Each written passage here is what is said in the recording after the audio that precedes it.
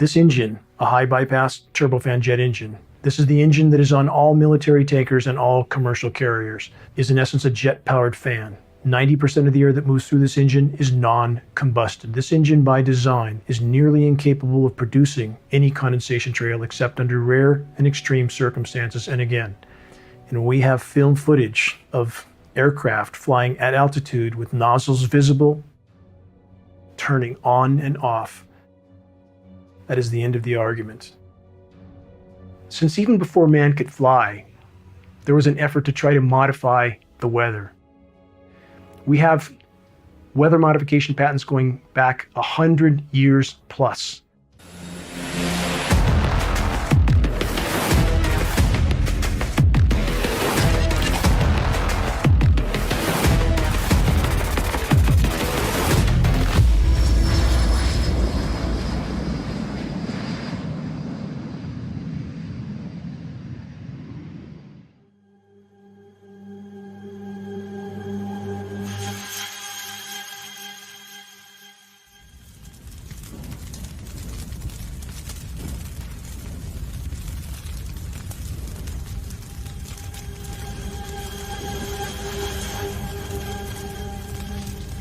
Welcome to The Last American Vagabond. I'm very excited to have this guest on, somebody that I've been a big fan of for a very long time, and somebody who's been ahead of one of the most obvious deceptions of like the last century.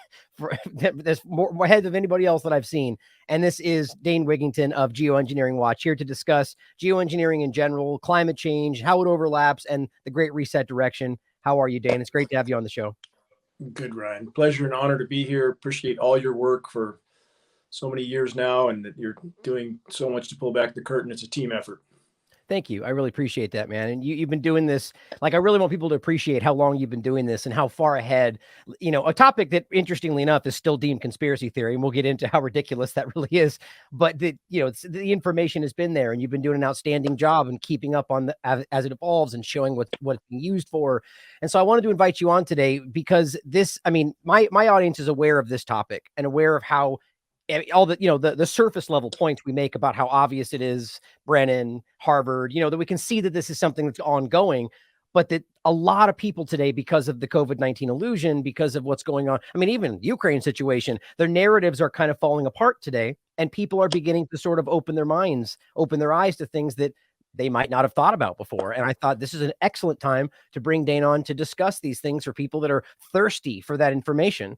And so I kind of wanted to start with you, kind of like a rudimentary understanding of geoengineering, the difference between that, cloud seeding, the aerosol injection kind of concept, and weather modification, how that started, so wherever you want to begin with that for somebody who's new to the topic and want to understand where it came from. Well, certainly it's understandable why those in power would want to control the natural systems, because it's a method by which they can wage war without populations ever even understanding they're under assault. When we look at all people, I think, Ryan, would you not agree, recognize and accept that there are weather modification programs? They're well publicized, they're approved by states, governments, that's well known and accepted, right? What's profound is that people then somehow shut down at the notion that governments would carry out these kinds of operations on a scale that's exponentially larger. In fact, a scale that's so much larger that it negates all of the local, regional weather mod programs, which at this point are used simply for distraction, to make people think that it's some small scale thing that's relatively benign. A single engine propeller driven aircraft distributes maybe a few kilos of material into the clouds, when in reality we have, for example, a KC-135 U.S. military tanker can distribute 100 tons of highly toxic nanoparticles into the sky in one payload.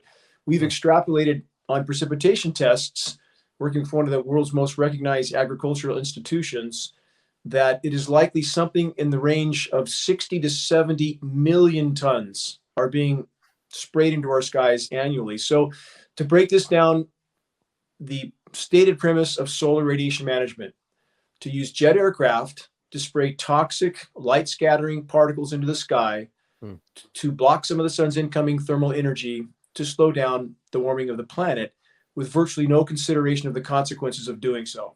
Mm-hmm.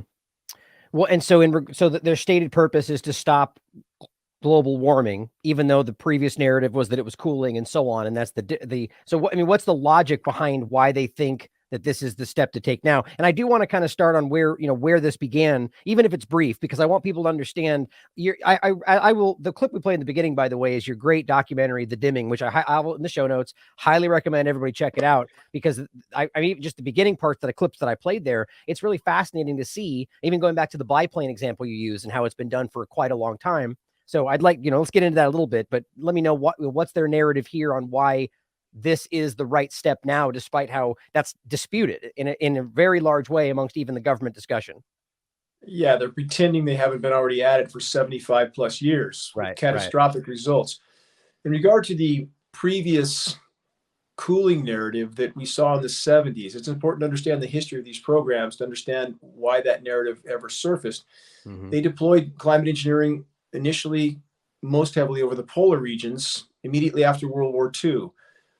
Now, that appears to have had a statistical profound effect initially, which leveled off the warming that was becoming very protracted up to World War II based on all statistical data we have.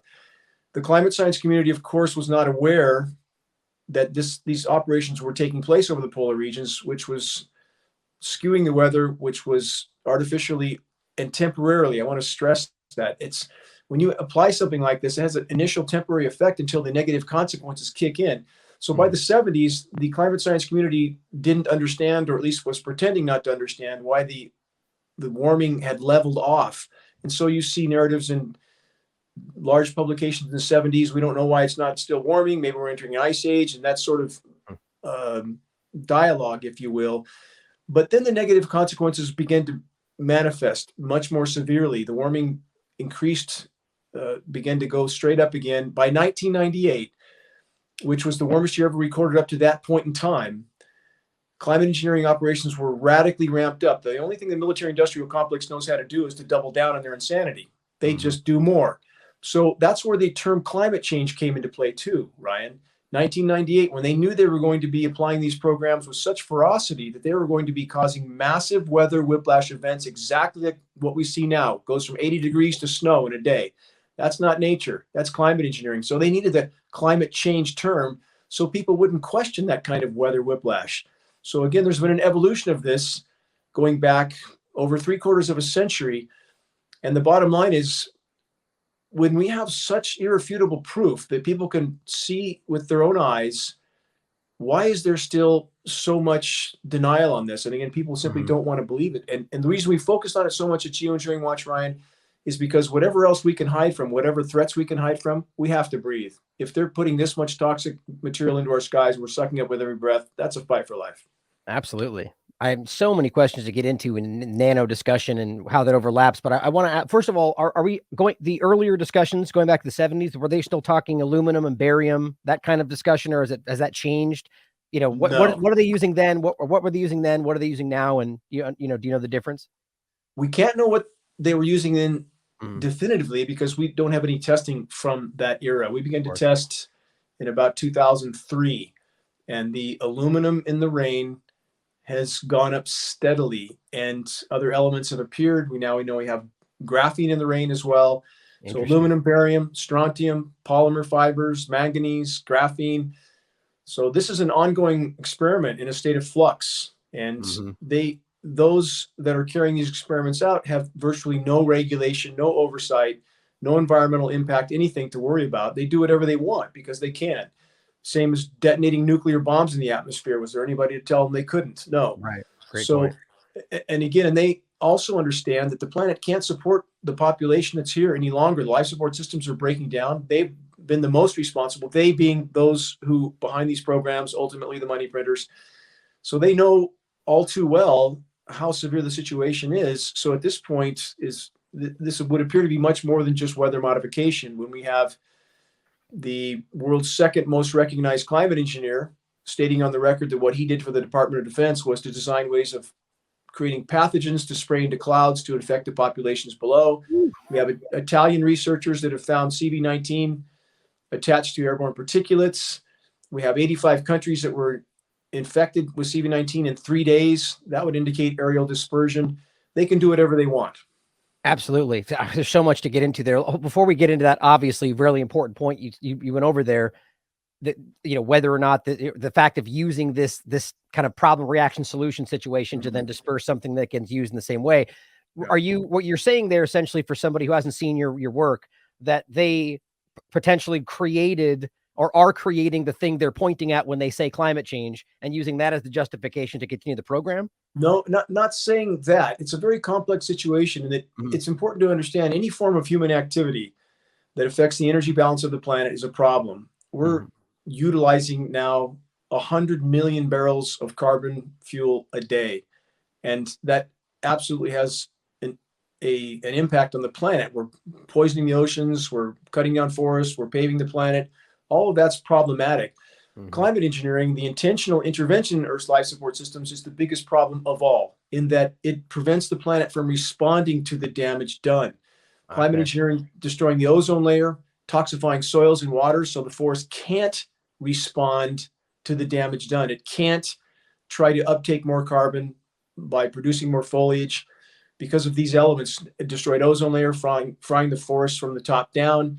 So again, climate engineering has, it's like a straitjacket on the planet's ability to respond to the damage done. So I want to make clear that we at geoengineeringwatch.org recognize that the human race, our species, has been extremely poor stewards of the planet. But climate intervention operations are the most egregious example of that of all. That's and interesting. if we don't stop that and assess where we're at planetarily, then if we continue on the current course, again, based on statistics, we're not going to be around long, Ryan. And that's, I know that's a very bitter pill to swallow, but that's a statistical mathematical certainty on the current course. Well, it's interesting throughout the history. Typically, you know, it's not surprising to see that their solution is the exact thing that seems to be driving us towards extinction, which is kind of how historically government solutions go. But so I want to go back to that point one more time, though. So it's interesting. So you're saying that it's essentially their actions, whether or not we can point out that it was by choice to cause what happened, are the reason this is happening. I still argue. Go ahead. They're making a bad situation worse. Right. That's, again, couldn't you argue there's a point of intention there? Like maybe there was an intention to do that for some reason. Is that possible? You'd argue? Okay. Oh, I'm not arguing that. I mean, I want to make that clear. We fully agree on that. There is nothing benevolent about climate engineering. I want to make that crystal clear. This is about power and control. They know about the negative consequences. It's about masking the severity of the issue while at the same time making it worse, while at the same time using weather as a weapon, both biological and militarily. So again, there is nothing benevolent about these programs, nothing whatsoever. And they are so committed to this now, and even the so-called climate science community, for them to now admit and acknowledge that these programs have been going on for 75 years, is to admit that they are criminally negligent of the very field of expertise that we are told they have been trained for. And again, they seem to be willing to double down on their denial as well for a paycheck and a pension. So the bottom line is this is a runaway train of near-term planetary omnicide. Climate engineering is laying waste to the planet's remaining life support systems. And that's why we focused on it so completely at geoengineeringwatch.org. It's the biggest hole in the bottom of the boat. If we don't plug that hole, all other causes, all other concerns will very soon become moot. Yeah, well said. And I definitely do see an element of don't let a good crisis go to waste in this. Again, whether, even if, you know, on top of whether there's people intentionally driving a problem to create the need for a justification here. But I want to ask you something about, before we get into the overlap to COVID you pointed out there, which I'm just really fascinated about. Let's just say 2019, 2020, up, you know, from, let's just say the 70s or as far back as it goes, have you seen any evidence of dispersal of, like, not necessarily nanoparticles, but specifically nanotechnology, like smart dust kind of stuff? Because I don't see why that wouldn't have been attempted with the history of the way they've experimented on the population, knowing that's been possible since like 2010 and before, like, you know, the kind of size that's a tenth of the size of a piece of paper, you know? So have you seen any evidence of that? Actually, in regard to nanoparticulates, you can fit about 75,000 across the width of a single piece of paper. They're inconceivably small, 60 to 100,000 across the width of a human hair. Would they experiment with this technology? Certainly. What would stop them? We know as of 1977, based on publications in the Washington Post, that there had been at least 239 open-air biological tests conducted by the U.S. military against U.S. populations without their knowledge or their consent. How many have been done since? How many more were done even as of that time that we weren't told about? They do whatever they want, and the population is suffering the consequences while they seek the latest iPhone or whatever distraction that they're pursuing. And all this is happening. Again, this is, we have to focus on the fact that we face an oncoming train, all of us, and turning our back to that train won't alter the outcome at all. So again, we're back to the total ramifications of what's happening in our skies, not just weather warfare, not just biological warfare. They're clearly targeting crop production right now, Ryan. There's no question about that. The consistency with which we see the targeting of agricultural production, whether flooding or droughting it out, flash freeze, massive hailstorms, ag regions are being wiped out. And if we go back to the beginning of our weekly broadcast updates, we do at geoengineeringwatch.org, the Global Alert News Hour, commercial-free, non-political. We're on 16 stations around the country. The beginning of that broadcast every week shows, and you've seen this, I'm sure, Ryan, President Lyndon Johnson ranting like a lunatic and claiming that we had the power to control the world's cloud layer then. That's in 1962 when he was still vice president, and quote, "He who controls the weather controls the world." So let's expand that a bit. He who controls the weather controls food production, thus controls populations, thus controls the world. These dots are easy to connect if people would simply get past programming and bias and the official narrative that this is just quote conspiracy theory. Even though we have the White House acknowledging we may have to dim the sun to slow warming. I sent you that article this morning. Right. I know you saw that, and they're getting closer to the truth simply because they can't hide it, not because they want to tell it. Yeah, I mean, and this is just really, I was joking with you on via email, like, but yet we're still crazy for talking about this. You know, like it's amazing the cognitive dissonance when these things are being publicly stated. And since you bring that up, I'll play the other surface level connected points to this that I was going to discuss just basically very quickly. Sure. So as you can see for the podcast, it says the White House admits it. We might need to block the sun to stop climate change. It's just unreal that's even be discussed. I mean, I always point out that even if they genuinely think that's the right move, historically speaking, their malfeasance, their incompetence, and whether or not they could just go, oops, accidentally kill all of the human species. Obviously, that's possible, right? I mean, it's just mind-blowing. But you can go back even further, and here's Harvard's Solar Geoengineering Research Program. This is not new, you know, and then of course we can play the discussion that everybody, you know, a lot of the average people were first introduced to this, which is Brennan speaking about this. Another example is the array of technologies, often referred to collectively as geoengineering, that potentially could help reverse the warming effects of global climate change. I mean, and that's good enough to leave it there. Their argument, of course, is that, well, he was saying it's just something we're thinking about for the future. I argue either way that reveals the point. I mean, they could pretend they haven't been doing it despite all the evidence, but either way, it's not some tinfoil hat ridiculous concept the way it's framed today, and that still shows you the same picture, I argue. I would completely agree. And if you have a chance to air the short President Johnson clip, I'm not sure if you have that handy. It lays the predicate and the foundation for the development of a weather satellite that will permit man to determine the world's cloud layer and ultimately to control the weather, and he who controls the weather will control the world. That was where we were at then. And the notion that it hasn't come unimaginably farther since. Let's look at the hurricane suppression program for the U.S. military started in 1947, Project Cirrus. So again, the obvious desire of the U.S. military industrial complex, all militaries, to use the weather as a weapon is obvious. And even in our film, we have, in the dimming, we have 2 U.S. Air Force generals acknowledging these programs, but there's so much compartmentalization that many people involved with certain aspects of operations like this don't know what they're doing or what the full picture is. They're kept out of the loop, if you will. But at this point, it shouldn't be hard to connect when you look up, Ryan, and you can see grid patterns in the sky one day, nothing the next. I mean, at some point, a sense of region should kick in and say something's going on up here. And in regard to the rate of the die-off, I live in a very remote section of forest in Northern California that was thriving 15 years ago. It's deafeningly silent now. Everything is dying.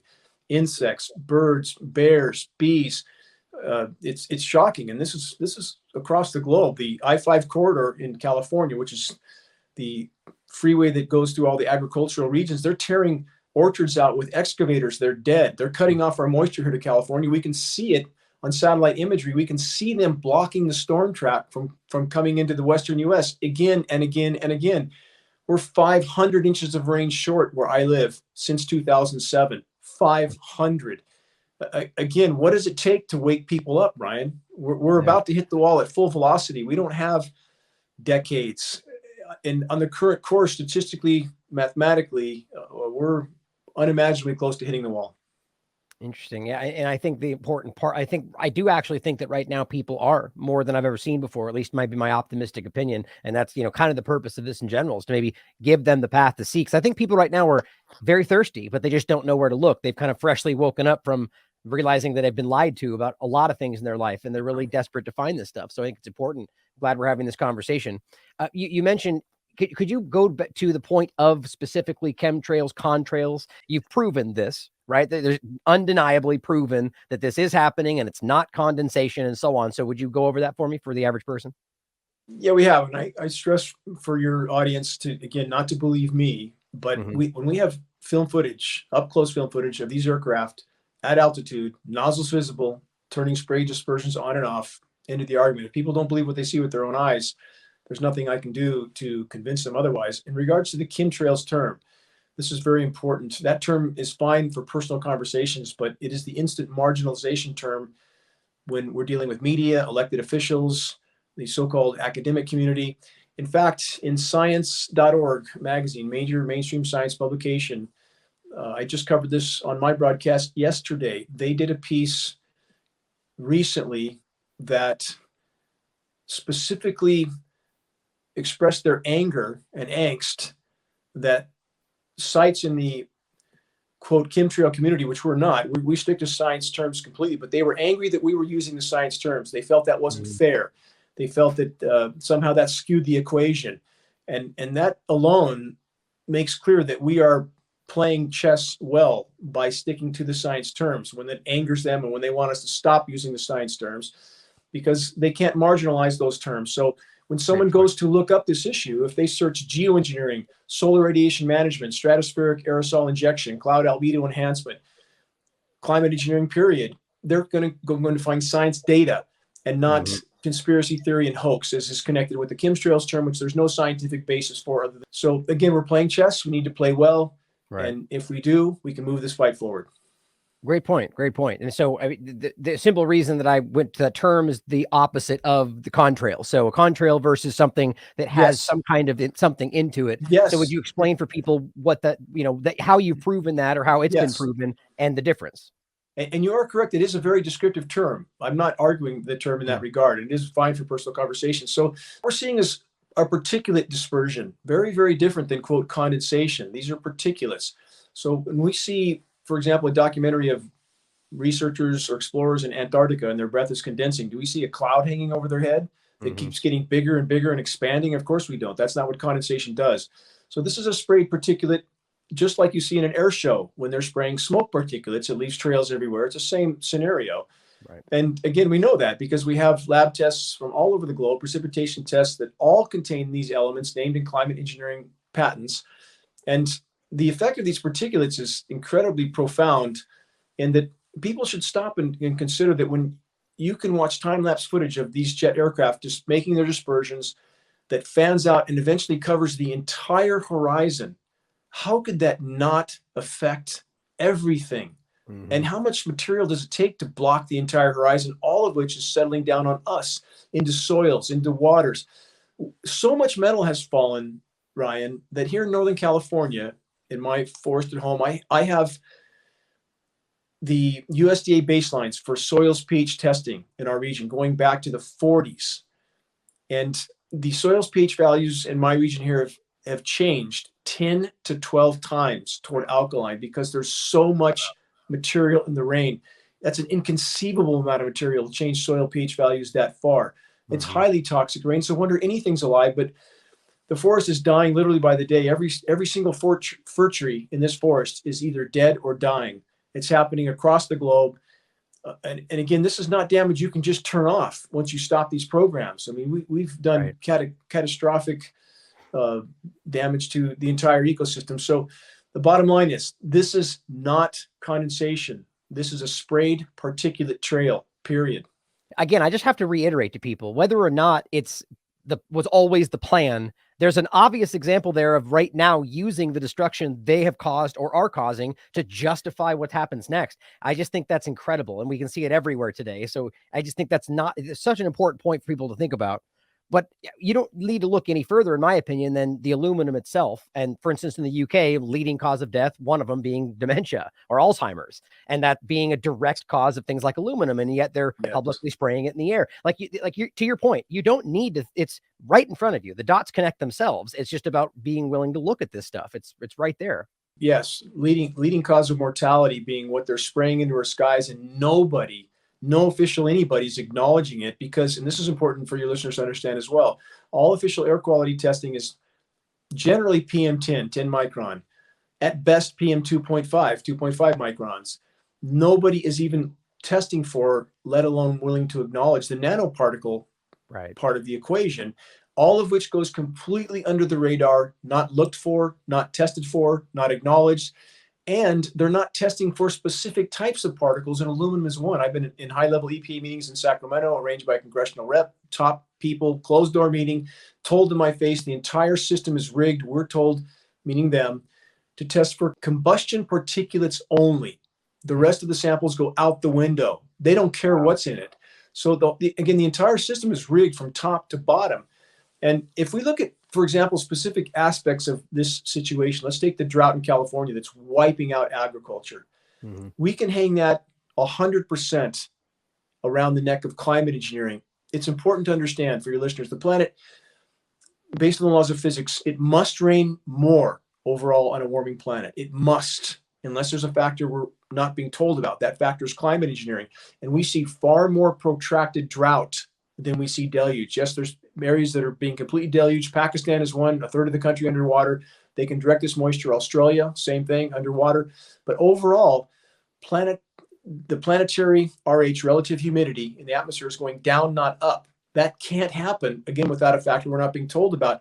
Right. The atmosphere holds 7% more moisture for every degree C of warming. We believe, based on frontline data, we are past 3.5 degrees C right now, because we see official high temperatures being radically underreported, not overreported. So again, in the case of California, we can see in satellite imagery them cutting off our precipitation. We have, if your listeners look at disseminations we put up almost a decade ago, engineered drought catastrophe, target California, every single thing we said would happen has and is happening. So again, this is all out weather warfare, and issues like the drought and the wildfires as well. We can hang that almost completely around the neck of climate engineering, not climate change, not denying climate change, not denying that the planet is in meltdown and we've been bad stewards. But there are certain aspects of this equation that are most attributed directly to climate engineering and nothing else. It just seems so baffling to see that the actions are at the very least not getting better, and nothing is changing and so on. So, what was their agenda there? Well, they're certainly not trying to make it better. Again, I want to stress that, and I know you know that. Mm-hmm. In the case, let's look at the wildfires in the West. We found peer-reviewed science study advocating for the incineration of northern latitude forests to put enough particulate matter into the air to provide temporary cooling for the polar regions. It's a form of artificial volcano. And that smoke does migrate to the polar regions and can remain aloft for up to 2 months or more. And again, when you have science study actually advocating for something that insane, where are we? And in regard to the fires, again, the source of ignition, that's a completely separate subject. Mm-hmm. Any individual with a match can do that. The important part of the equation is what is setting the template for these fires to burn with such ferocity? And that is climate engineering, not climate change in this case. So the IPCC is the largest scientific panel on any subject in human history. That's the Intergovernmental Panel on Climate Change, 2,000 plus climatologists. I have their manuals here going back to 95. The greatest increase in precipitation in the whole lower 48 was supposed to occur exactly where I live. That's why I moved here, based on that modeling that did not include climate engineering. So the exact opposite has happened. And that happened because of climate engineering, cutting off our precipitation. So back to the fires in the West. Geoengineering is cutting off the precipitation. It's poisoning soils, waters. The soil microbiome is dying. The aluminum in the rain affects root systems on the trees. We know that. We have peer-reviewed science study to prove that. They shut down nutrient uptake. So the beetles killing the trees, Ryan, is simply a symptom of these other factors. So we have also the destruction of the ozone layer, which is most directly linked to climate engineering, not hairspray cans. So we have that frying the trees from the top down. We have an incendiary dust. Aluminum is an incendiary. When you coat the entire forest foliage and forest floor with these metals, that's an incendiary dust. And we have more dry lightning now because these particles are electrically conductive, and they create a great deal of friction and static buildup in the atmosphere while they're diminishing rain. So we have much more dry lightning from every conceivable direction. Climate engineering is the core causal factor for the massive incinerations all over the globe. And we actually have the climate science community advocating for those incinerations. We found a document at geoengineeringwatch.org. We found a U.S. military document stating wildfires for use as a military weapon, which is alarming enough that actually outlines exactly the types of processes I just mentioned to prepare a forest for intense incinerations. But what's more alarming about this U.S. military document is specific regions were studied for the application of these techniques in the U.S., including Mount Shasta, including regions all over the country.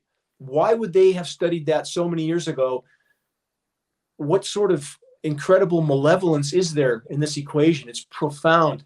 So the bottom line is we can speculate about the various agendas and objectives, but the fact that climate engineering is wreaking havoc all over the globe, toxifying every breath we take, destroying agriculture, destroying the ozone layer, there's no arguing that, not scientifically. Because, in my opinion, a lot of what is around the conversation of climate change today is a manipulation. Not that we're not destroying the planet in a lot of different ways, but that there's a political agenda wrapped up in that. So regardless of, whether we agree on that, I guess the question for you in this case was, from your view, do you think that what we're seeing today that's being called climate change would be happening at all without what they have been doing over the years? Certainly. Again, and we do agree on the political agenda part. There's no question about that. We completely agree. And the degree to which they are conducting weather warfare, hurricane, most recent examples, Hurricane Ian, Hurricane Nicole. We hope to have a post up later today that will outline what was done with Hurricane Nicole that's directly linked to the massive cool down in the U.S. today. And that's important to understand, that we have people looking at the type of event that's happening in the U.S. right now, the massive cool down, and saying, look, that proves that the planet's not warming. That cool down is a direct result of climate engineering operations. So how can we pretend that that's proof that the planet isn't warming when that's climate engineering? So what I'm saying is this, that whatever a person's personal perspective is on the state of the climate, that there is no legitimate discussion of the issue without first and foremost acknowledging the climate intervention operations. And there's processes within those operations called chemical ice nucleation for weather modification. Those are patented processes, seeding the cloud moisture with endothermic reacting chemicals, energy absorbing chemicals that create a chemical cool down, a chemically cooled layer of air that descends to the surface, creates unimaginably cold temperatures, creating frozen material, non-naturally nucleated, artificially nucleated, frozen material that's incredibly cold to the touch, much more so than the ambient temperature. So all of these have to be factored into the equation. And if the planet had been allowed to respond on its own, yes, based on all the laws of physics that we know and understand, yes, there would be warming. It can't, these gases don't just float off into space.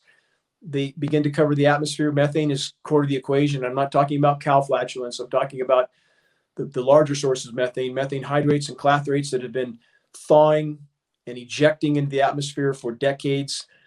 But if the planet had been allowed to respond, we would be in far better condition now, as opposed to climate engineering disabling the planet's life support systems. So again, it's a very complex equation. And I do fully agree with you that political powers use this to try to further specific agendas they have, but that doesn't mean that we don't have a problem. What would you say to the person that would argue that what we're talking about seems to also kind of march us in the direction of what they're proposing? You know, what else should be done as opposed to what they're saying? Because it seems like their solution is just more of the problem, right? It is more of the problem. What's difficult for this in this equation for anyone to accept on any side of the fence is that there is no magic bullet here. Right. We've painted ourselves into an unimaginably dark corner with a paradigm that was never sustainable. And even so-called renewable energy, that's part of my background. I work for Bechtel Power. That's the largest engineering firm in the world. My home is on the cover of the world's largest renewable energy magazine with wind, hydro, and solar power, all of which, and this, think about this paradox, Ryan. All three forms, primary forms of alternative energy, climate engineering is decimating. It's blocking direct sunlight, which radically reduces solar power uptake. Interesting. When you cover the entire horizon with these particulates, you affect convection, radically affecting it, which radically affects wind, reducing it radically. We now have what's called wind droughts in many regions. Yes, there's deluges in places and massive windstorms in places, but we have overall a lessening of planetary wind. It's called global stilling. So we have global by design. Well, certainly you can't do what they're doing and not have these effects. So, and I would argue, yes, they are trying to hamper societies in any way they can right now. So they're struggling with problems and can't face the wider horizon. But the paradox is, again, when we have administrations and environmental groups and so many others pushing certain agendas and ignoring climate engineering, when they're pushing so-called renewable energy, which isn't renewable, and they're ignoring a factor that is radically hampering all three forms of those alternative energy. Again, it's diminishing direct sunlight radically, reducing solar, diminishing wind overall, and key, as I mentioned earlier, causing protracted drought all over the globe, which radically reduces hydropower production. And that's really the most viable form of alternative energy. And we have dams around the globe now that can't produce anything. So again, when we have all these environmental communities ignoring this, they're just protecting their 501c3 nonprofits, Ryan. And we know that. Our attorneys at geoengineeringwatch.org have spoken to attorneys from every major environmental group, none of whom were willing to address climate engineering because they didn't want to lose their 501 nonprofits. And that is the epitome of hypocrisy in my mind. And if we have a film called Planet of the Humans, which I believe I sent you a link to, and that's a very important film to watch. In fact, in that film, at the 40-minute mark, they show a blowing field of sand in the middle of the Mojave Desert where the first solar plant of its type once stood. And I worked on that facility in the 80s. And I could see its deficiencies then. And of course, now it's gone. They just tore it down. But it's just smoke and mirrors to make people think that we have some magic solution to the path we're on. And we don't, Ryan. And climate engineering is making it all worse from every conceivable direction. Well, let's get into the renewable energy part of this, because I definitely wanted to talk about that. I have an interesting question about that. I wholeheartedly agree with what we can see. That's the image I actually used for the show today, was that decrepit, old, broken down windmill. That seems to be kind of this cycle where it's not some ongoing renewable process that it's just like 10-year cycle, I think is what they said in the point in the documentary. But so I'm interested in you to just explain for me and the audience why this is sort of an illusion of renewable energy. But then I also want to ask you to, after that, get into whether or not it could be viable if done the right way, or if it's just a complete lie. It is a lie in the sense that it's being sold. Is solar panel power better than, for example, the outright burning of carbon-based fuel? Yes, it is certainly better, but it is by no means renewable. For example, in the construction of solar panels, you have an element called hexafluoroethane, which is 17,000 times more potent to greenhouse gas than CO2. We don't hear anybody talking about that, do we? Right. The lifespan of solar panels, again, there's so many other converging factors, because climate engineering, this is yet one additional bit of weight on the wrong side of the scale. Climate engineering, as I said, destroying the ozone layer. That's creating massive and intense UV radiation. It's bombarding the entire planet, killing insects, killing plankton, killing plants, and it's degrading solar panels. Solar panels that are polycrystal panels, which is the majority of solar panels, are being degraded very quickly now because of the intense UV radiation.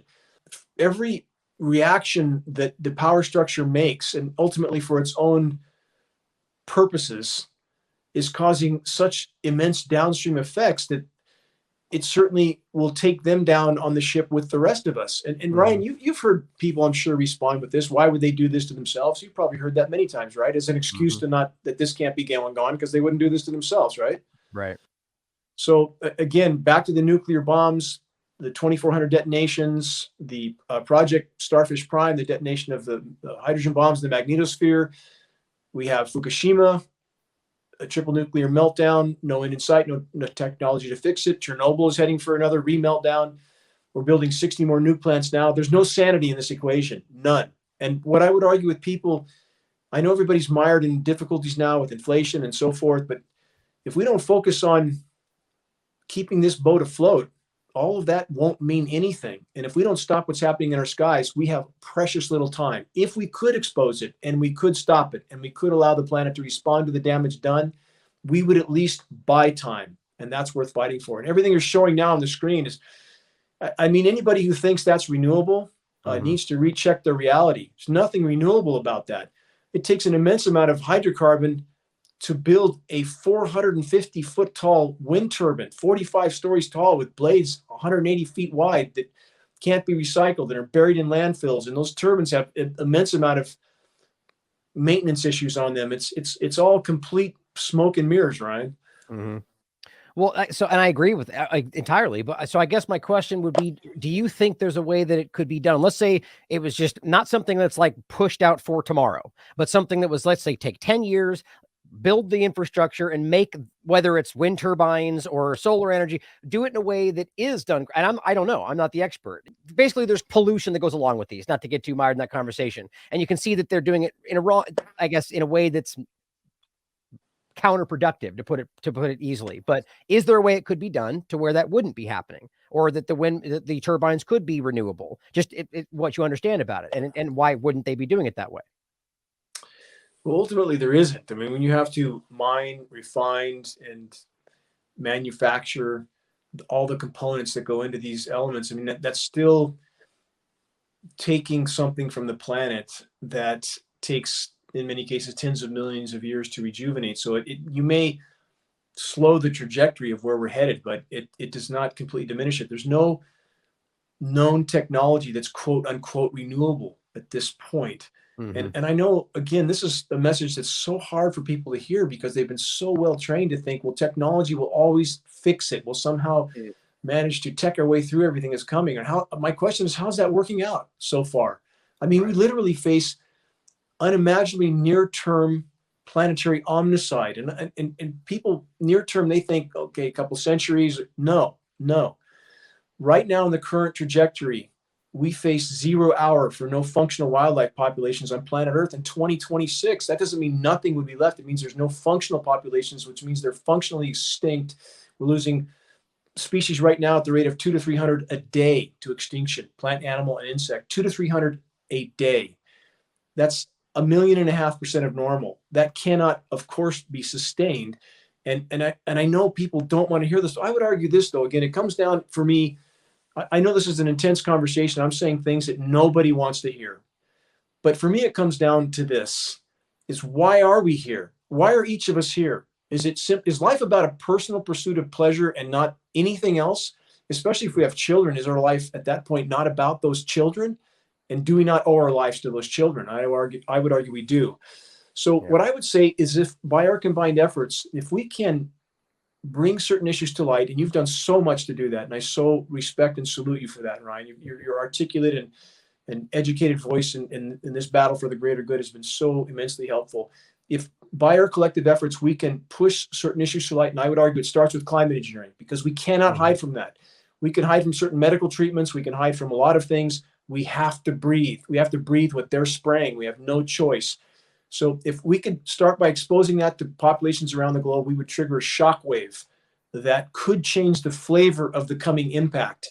But back to your original question, we could stop all forms of human activity right now, everything, and we are still going to hit the wall. Once you go through the guardrail, you can't just put the brakes on at that point. We are going to hit the wall. But we could, again, alter the composition of that impact if we all stand together, focus our priorities properly, and starting with stopping what's happening in our skies. And yeah, and I think it's hard for anybody to disagree with the fact that that's happening, but I understand why people are very, like you said, right now, to my point about the sustainability kind of point there, people are rightly so, very, very skeptical about anything that says that's going, that we're, the 2030 agenda, the Great Reset, all that's hinging on the idea that we are heading for a collapse environmentally and that we need to do something about it. But what we're talking about here is that their solution from all these years is the primary reason we're here. And they're only proposing more of that. So I guess to the average person, again, like, what do you say to them when they say that what you're talking about seems like another, justifying from a different angle the same direction, even though, again, I point out that they're saying, let's do more of the same thing, which would only be more problematic. I guess what's the solution in your mind that goes against the Great Reset kind of direction, since that's just more of the same? That's a complex question in that I would first say this. If we take Al Gore, I was going to mention earlier, most of us feel disdain for him as an individual, his hypocrisy. He owns stock in the companies he claims to be fighting. But if Al Gore says it's daytime, and it is daytime, should we take the position it's nighttime even when it's not nighttime? Right. And again, that's not sound reason. So there are very real problems here. And the fact that someone's trying to manipulate those problems to their advantage doesn't mean the problems don't exist. Exactly. And in regard to a quote solution, that's a huge problem with the human race. They have been well trained to believe, well, there has to be a solution. If there's no solution, don't even bring the problem up to me. If there's no magic solution that says I can live happily ever after, I don't want to hear it. And I would argue that's a very sad aspect of what humanity has become. We should care about doing right because it's right, for the sole reason that it's right. And we have to change course right now, or our children have zero chance for any future, not just our children, but us.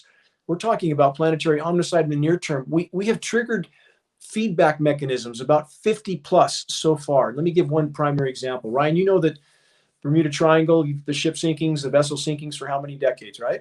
Mm-hmm. That's methane release from the sea floor. The oceans are warming. It's destabilizing formerly frozen methane hydrate and clathrate deposits, fields on the sea floor. When they release in their entirety, and this massive plume of gas rises through the water column. It aerates it like a bottle of champagne would. And thus the surface vessel, if this happens underneath the surface vessel, it has no buoyancy. It goes to the bottom intact. And this is not disputed scientific consensus at this point. So now we have massive methane releases happening in the Arctic, most specifically. If your listeners search Siberian methane craters, and they can see some of these in the film The Dimming, but that's happening on the seafloor, especially in the Arctic, at a scale that's inconceivable. That methane rises into the atmosphere because it's lighter than air, starts to cover the planet like a layer of glass, which creates more heating, which creates more methane release, which creates even more heating. Let's look at climate engineering and add that to the equation. Climate engineering, in the attempt to mask that problem, which has been created by many sources, including, again, the human race consuming 100 million barrels of carbon a day, which is definitely a problem. But climate engineering has exacerbated that problem much worse in the attempt to hide it, like a pharmaceutical, Ryan. Pharmaceutical cures, how many do we see on TV? Take this for that, and here's 50 side effects, and you wonder who would take that drug. Right. So it's the same mentality. So climate engineering, they can block the sun in specific regions and cool daytime temperatures temporarily, but at the cost of a worsened overall warming, trapping more heat than they deflect, destroying the ozone layer, poisoning forests, which then takes that part of the planet's cooling ability out of the equation. They can create these temporary toxic cool downs like they're doing right now in Buffalo and other places. They're streaming air masses across the record warm Great Lakes, picking up the moisture, chemically nucleating it. We can see that happening on radar images, flashes of rain. It'll flash from rain to snow and back as they're dispersing elements on top of that moisture. We have a satellite image of a stripe of snow across flat Kansas, 10 miles wide and 300 miles long, a stripe of snow from an aircraft that dispersed materials over that cloud moisture. How hard is that to figure out that that's not nature for people? So again, we have this notion that we can tech our way out of what tech caused it to begin with. And is that not the definition of insanity? We cannot live like this. We have no technology to continue living like this. We will not live like this much longer. And that's a hard reality to face, a hard pill to swallow, however you want to describe it. But I would argue, again, there is great solace in facing this head on, acknowledging it, and doing everything we can to make a difference. That's the only place, Ryan, I have ever found solace in my life. I agree. I agree. I mean, nobody should shy away from doing what they think is right and and questioning what they're being told. If they had not done this experimentation, the climate and geoengineering this entire time, whether or not we would even have this problem. Now, that's not to say we're not polluting and doing all the same things we're doing, but that it just would not be the kind of cataclysmic issue that we currently have. And I think that's an interesting thing to think about. If climate engineering never been deployed, we would be in exponentially better shape than we are now. That doesn't mean that we would be in a position to continue with what we were doing or that we wouldn't have had massive problems, but we'd be in exponentially better shape. And let me give an example of that. If we look at Earth's past epochs, the Pliocene epoch, 5.2 million years ago, the carbon counts were significantly higher than they are today. Was California turning into a wasteland? The Western North American continent, was that turning into a wasteland? No, it was thriving, because we had much more precipitation that wasn't contaminated with these toxic elements. Now, when I say that, though, it's key to understand this. If the carbon counts are changed radically quickly, and that's what's happening now, and that's key to understand. People that think CO2 is great, you hear people say that's the gas of life, the more the better. That's not true. Not when it happens so quickly. Water is essential. We can't live more than 2 or 3 days without water, right, Ryan? What if you're 10 feet underwater? How long are you going to live then? So you have to look at it in that context, and organisms cannot adapt this fast. We have changed atmospheric chemistry in the geologic blink of an eye. Again, if we had many millennia to allow carbon to alter itself and organisms to adapt without all the toxins in the rain that are poisoning soils and soil microbiome, destroying the ozone layer, there would be a different outcome, one that we can't know for certain, because again, if it's artificially caused, it generally has a bad outcome eventually. But in the case of CO2, and we have other elements that are necessary for those organisms to uptake that CO2 properly. One, they have to adapt, and that takes exponentially longer than the time that has been given in this case.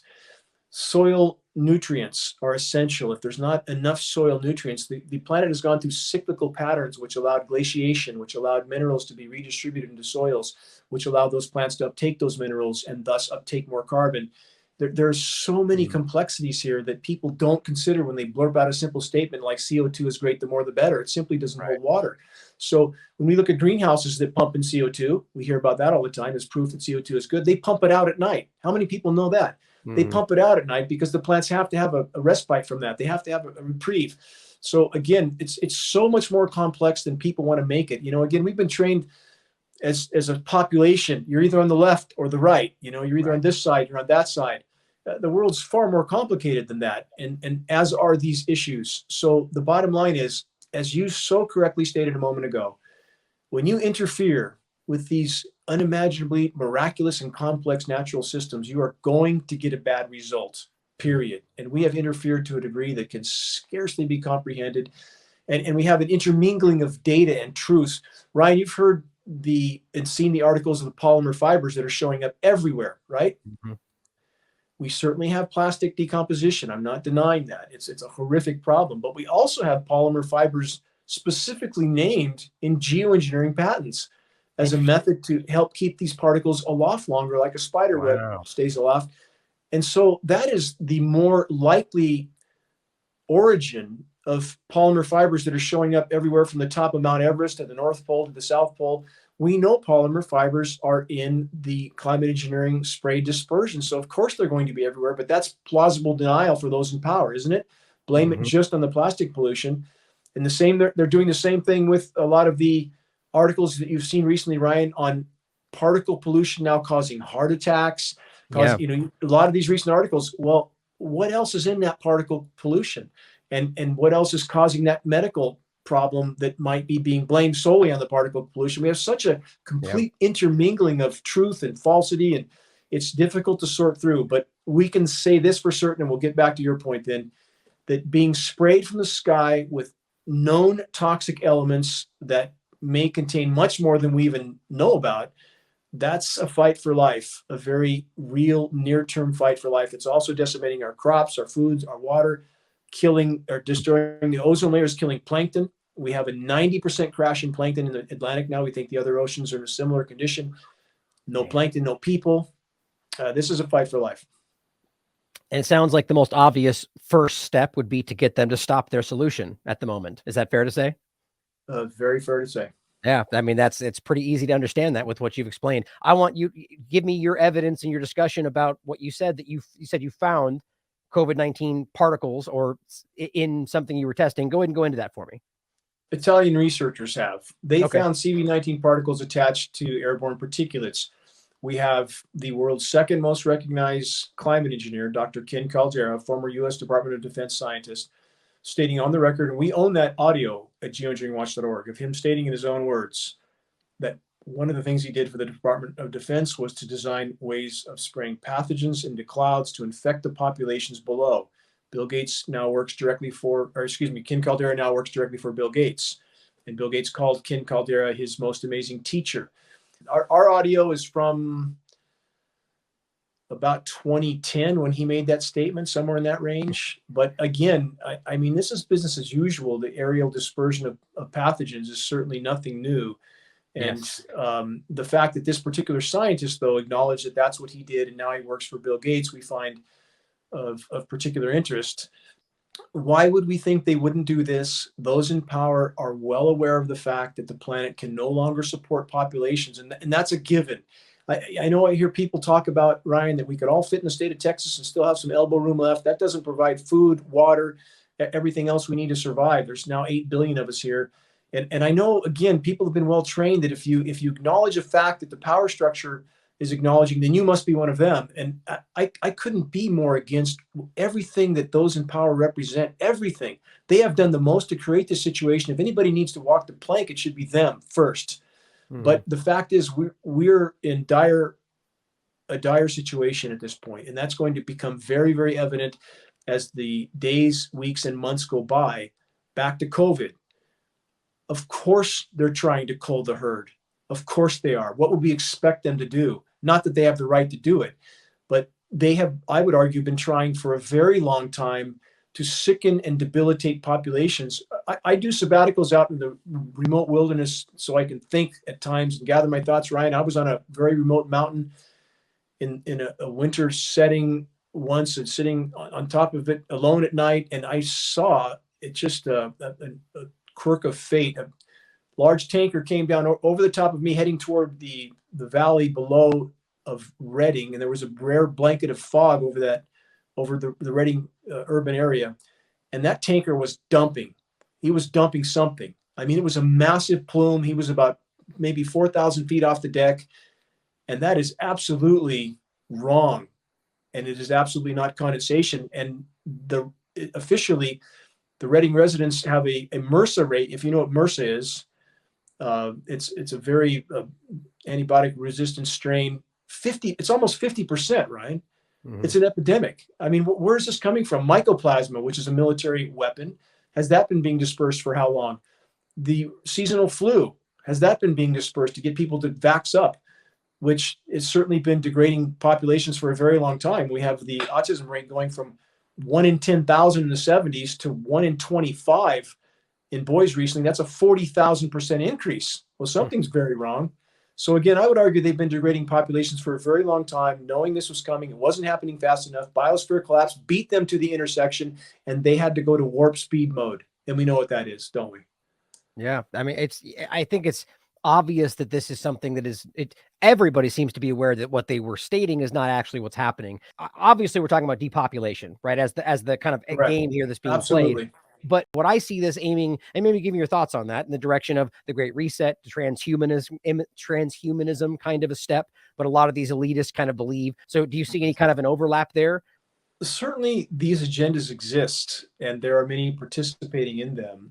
But what I would argue again is all these agendas will be moot points. And even with many in the circles of the elite that believe in their arrogance and their hubris that they can tech their way out of this, that they can go underground perhaps for a specific time and resurface later, or whatever agendas they're carrying out now, those further down the tier of power, if you will, that are participating in these agendas, none of which will mean anything on a planet that doesn't support life. So I would metaphorically relate that to the pirates on the sinking ship, filling their pockets with loot won't matter. Ships going down, period. And they don't grasp that. We're dealing with a cancer that is not coherent enough to understand it's killing itself at this point as a cancer does. I mean, cancers tend to proliferate unchecked.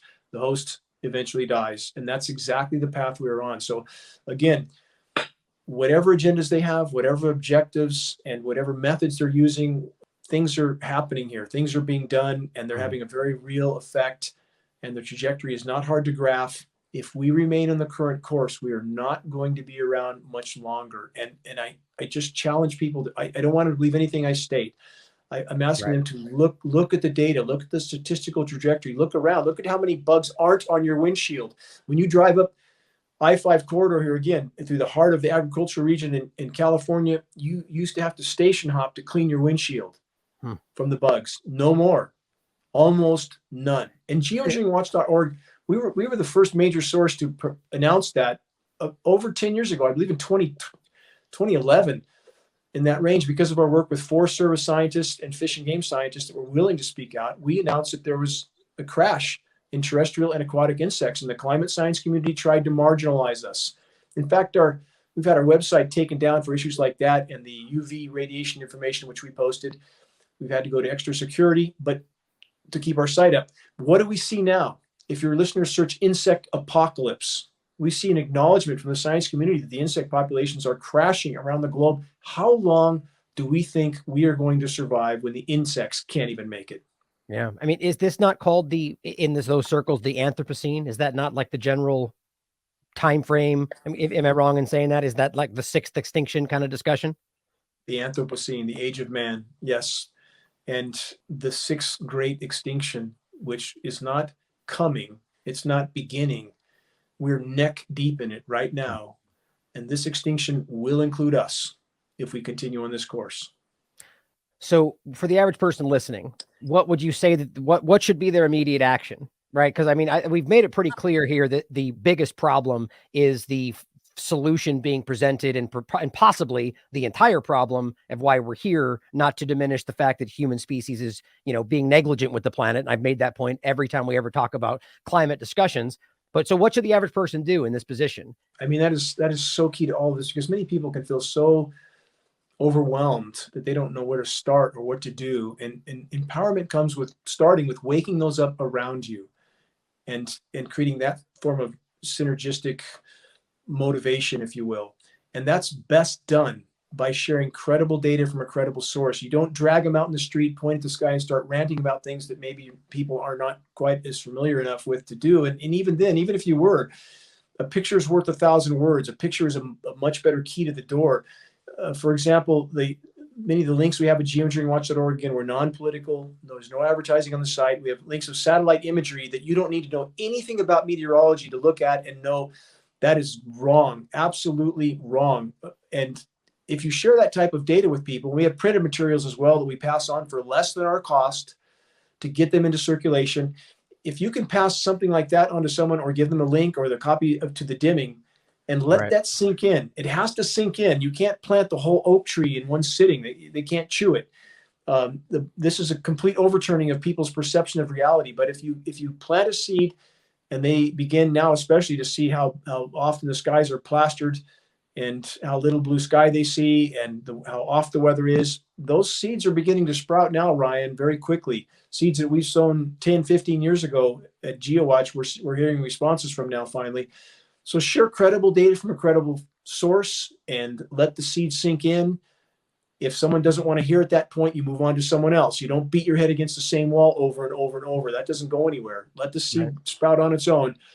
But if we can raise these spot fires of awareness and we can stoke those fires and those fires begin to merge into a larger and larger blaze that can't be put out, we could put this issue on the radar. And if we can do that, Ryan, again, if we had populations around the globe brought to the understanding that they've been exposed to this grand and lethal experiment without their knowledge or their consent, I would argue we could absolutely cause a shockwave. And that's worth fighting for. If we can salvage any part of the planet's remaining life support systems and anyone can make it through what's coming, that is worth all of our effort and energy till our last breath.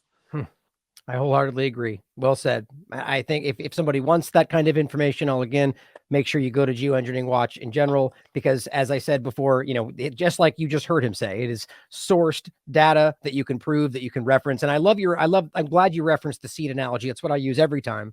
You need to plant these seeds in people, but the moment they start pushing back, getting all red-faced and screaming, just walk away, Yes. right? But circle back Yes. in a week, in a month, and water Yes. that seed, right? Hey, did you look at this data? Oh, okay, I'll come back later, and just keep trying, because you're right. The more you try and the more information, eventually it will sprout. And I think we're watching that everywhere, and I think that's what they're most concerned about.